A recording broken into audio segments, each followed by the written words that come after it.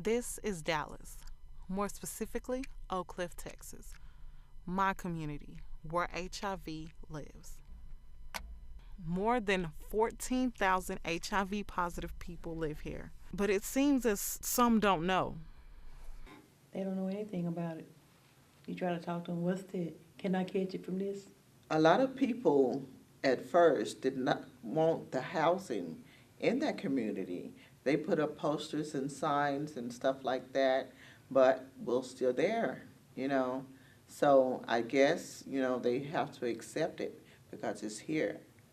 The problem is people tend to perceive that they aren't at risk for contracting HIV. Without having honest conversation about HIV, people can mix myths with truth. A lot of people think they know about HIV, but they don't. And it's funny because I just had a conversation with some friends literally 2 days ago about transmission of HIV basically, and they brought up saliva, and I had to let them know HIV is not transmitted through saliva. It's the lack of education in the community. A lot of people don't want to know about it because they said it can't happen to them. For some reason, I knew I was going to get it.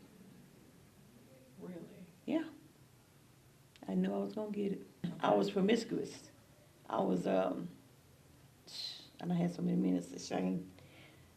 I think about 8 years ago, I just said, I'm going to get HIV. And within a year later, I was diagnosed. More than 30 years into this epidemic, people still don't understand it, recognize it, and its effects on the community. I think it impacts the community greatly. I think that the community just doesn't know how much. Like, the problem is really big, but people just don't perceive it as it being a problem because it doesn't affect them directly, but it affects several others around them.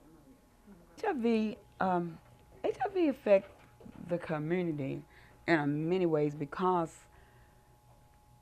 of stigma, because of ignorance, and that ignorance is what fuels stigma, or it might be vice versa. I don't know.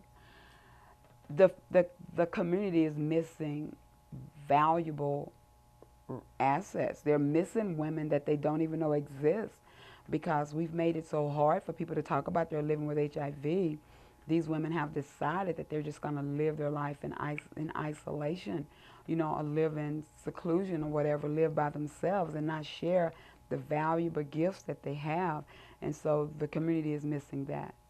In the heart of the community is the Afiya Center. Afiya is Swahili for health and wellness, and the symbol means transform. The Afiya Center is a women-centered organization that focuses on reproductive justice and HIV and AIDS prevention. They travel around the nation advocating for justice and host many events throughout the year in hopes of fulfilling its goal. Of course, we want to end poverty. We want to create gender equality. We want to end reproductive oppression. And of course, we want to end HIV epidemic among Black women. The Afiya Center has a group of women called Precious and Positive who come together to support each other. Precious and positive mean a whole lot to me because that's when I named it Precious and Positive, because we are precious women. We didn't expect to get this diagnosis, although it's showing us how to be more aware of different stuff these days now. And we precious because, we have something to do on helping other women. And that's when I named it Precious and Popular, because I know I'm precious, and I know God got something in store for all the women that are in the same situation, and that's what we going on, precious. When I first came, I didn't know anything, and I'm learning through education, hands on hand, one-on-one. It helps me to be comfortable with my disease. Have fun here. We just have fun on doing and loving each other. We pray together, we laugh together, we sing together, or whatever they going through, we go through with it. And we let them know they not the only one that living with this. There is not a single solution or factor that will rid the world of HIV. The key is that we get people into care, that we get people virally suppressed. Viral suppression is the big key now. Is that, getting people who are out of care, in care, getting those newly diagnosed into care, and making them stay into care. Because we know staying in care is not easy. It's really not that difficult. What has to happen is that policy leaders have got to exert the will to create policies that's going to end poverty, for one.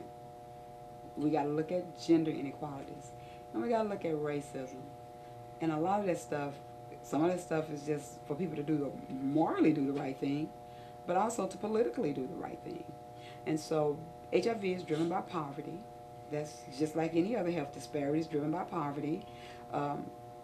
People not having access to decent and stable housing and affordable housing. People not having access to health care and all of those things. There's a lot of cultural stuff that go in the midst of that.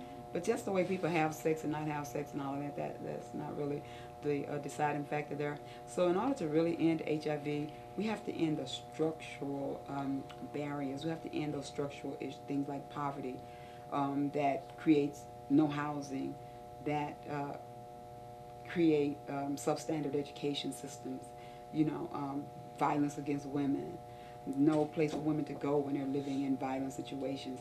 It's those things around it that cause HIV. So if we ended those things, or address those things, or create a policy that would address that, then we would end HIV. You can help by going to www.theafiyacenter.org and clicking on the donate button at the bottom.